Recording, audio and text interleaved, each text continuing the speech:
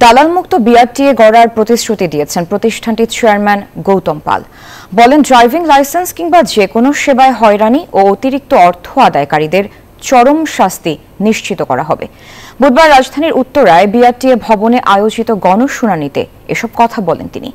জানান, 1 বছরের মধ্যে 5.5 লাখ লাইসেন্স দেওয়ার কার্যক্রম শেষ হবে।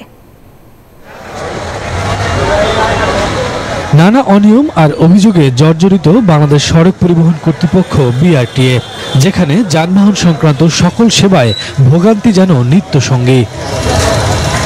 শক্তের আরেক নাম, একদম ইউনিক স্ট্রাকচারাল ডিজাইনের কসমিক ডোর, থেকে 50 বছরেরও বেশি। কসমিক ডোর।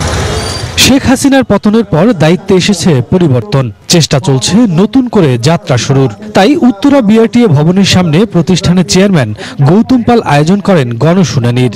এ সময় অতিরিক্ত অর্থ আদায়, হয়রানি, দালাল চক্র সহ নানা অনিয়মের অভিযোগ তুলে ধরেন ভুক্তভোগীরা।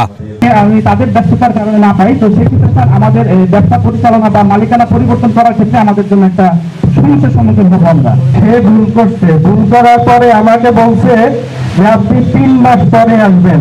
আমি 3 মাস পরে আসছি, পরে বলছে যে ভাই আপনার গাড়ির কালার ভুল হয়েছে। অভিযোগ স্বীকার করে সব তদন্ত করে ব্যবস্থা নেওয়ার আশ্বাস দেন বিআরটিএ চেয়ারম্যান।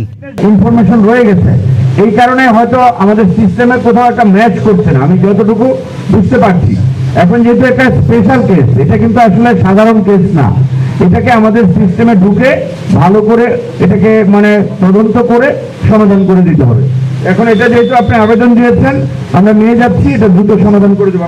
তিনি জানান, 5.5 লাখ লাইসেন্স এখনো শেষের অপেক্ষায়, যা আগামী 1 বছরের মধ্যেই শেষ করার আশ্বাস দেন চেয়ারম্যান। তারা আমাদের কাছে কথা দিয়েছে যেটা সেপ্টেম্বর মাস চলমান, যে এই বছরের মধ্যে তারা 100% ক্লিয়ার করে দেবে। এছাড়া সড়কের শৃঙ্খলা ফেরাতে ফিটনেসবিহীন যানবাহনের দিকে বিশেষ নজর দেওয়ার সংশ্লিষ্ট সকল প্রতিষ্ঠান ও সংগঠনকে সহযোগিতা করার আহ্বান জানান BRTA chairman. Shafiquzzaman Rubel, news 24, Dhaka.